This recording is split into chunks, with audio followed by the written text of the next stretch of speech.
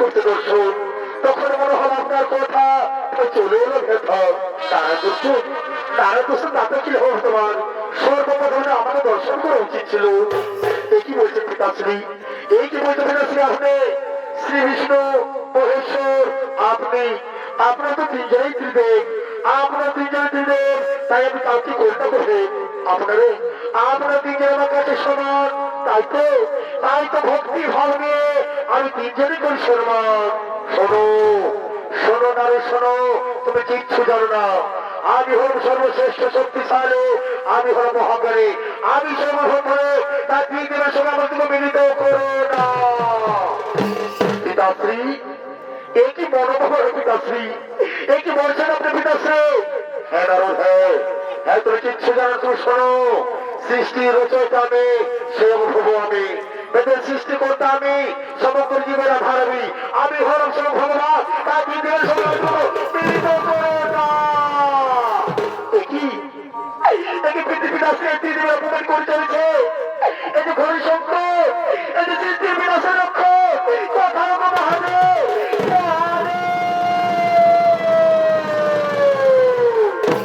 নারদ তুমি মনে হচ্ছে কোনো সংকটে তুমি পড়েছো নারদ। হে প্রভু, পিতাশ্রী পিতাশ্রী এই ত্রিদেবের অপমান করে চলেছে প্রভু, পিতাশ্রী এই ত্রিদেবের অপমান করে চলেছে। ব্রহ্মদেব ব্রহ্মদেব আপনি এটা নয়, আপনার দক্ষ, এটা আপনার অহংকার বলছে ব্রহ্মদেব। একটি মহাদেব একটি মহাদেব, আপনি এখানে তথ্য আমার না তথ্য আপনার, আপনি নিজেকে মান শক্তিশালী মনে করে এর কারণে আপনি এখানে এসেছেন। আমি আমার বলছি আমি হল সর্বশ্রেষ্ঠ শক্তিশালী, আমি হলাম মহাজ্ঞানী। ব্রহ্মদেব আপনি যদি মহাজ্ঞানী হয়ে থাকেন তাহলে আমার একটা প্রশ্নের উত্তর দিন দেখি ব্রহ্মদেব। বলুন মহাদেব, বলুন মহাদেব, কি আমার প্রশ্ন রয়েছে? প্রশ্ন হচ্ছে এই যে আমার সামনে যে স্তম্ভ রয়েছে, এই স্তম্ভের শুরু আর শেষ কোথায় বলছে ব্রহ্মদেব? এটা এটা আবার কি আমার কঠিন প্রশ্ন? আমি এক্ষুনি অনুভব করে নিয়ে এই প্রশ্ন উত্তর দিয়ে দিচ্ছি। আগে আমি অন্তঃ দেখে আছি, দেখি কি তো জানে না ও অন্তঃ কোথায় শেষ হয় যদি কিছু না বলে এটি উর্ধের আমার সদস্য অগ্রসর হয়েছে, এ তো কিছুই বোঝা যাচ্ছে না। দাদা এই প্রশ্ন উত্তর দিতে না পারলে, এই প্রশ্ন উত্তর দিতে না পারলে মহাদেবের কাছে অপমানিত হবো। যে প্রশ্ন উত্তর ব্রহ্মদেব জানে না, যে প্রশ্ন উত্তর ব্রহ্মদেব জানে না, সে প্রশ্ন উত্তর দিতে কোনো শক্তি জানে না। শুনুন মহাদেব, আমি এই প্রশ্ন খুঁজে পেয়েছি, সত্যি বলছে ব্রহ্মদেব, আপনি এই প্রশ্ন খুঁজে পেয়েছেন। শুনুন ব্রহ্মদেব, তাহলে আমার একটু কথা, আপনি যদি প্রশ্ন উত্তর মিথ্যে বলে থাকে, আপনি যদি প্রশ্ন উত্তর মিথ্যে বলে থাকে তাহলে হইবে চূর্ণ।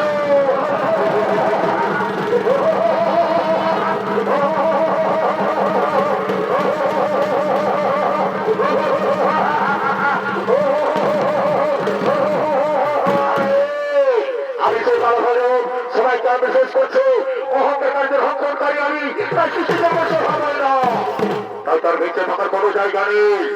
আমি আপনাকে অহংকার দণ্ড বসে দেবো, যে মুখ দিয়ে আপনি বারবার অহংকারে বাড়ি বের করছে, যে মুখ দিয়ে আপনি বারবার অহংকারে বাড়ি বের করছে, সেই মুখ আমি করি না, আমি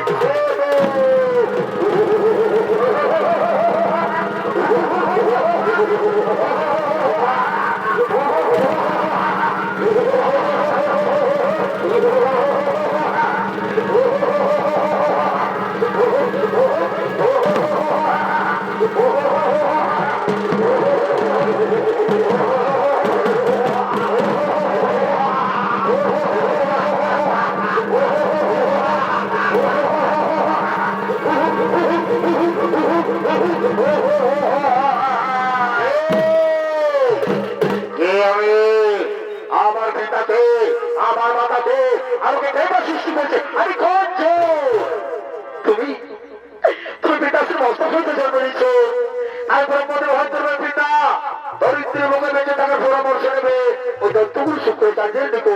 পিতার বন্ধকের মস্তক হইতেছিল, তুমি পিতার বন্ধকের মস্তক হইতেছিল, আর তোমার নাম আমি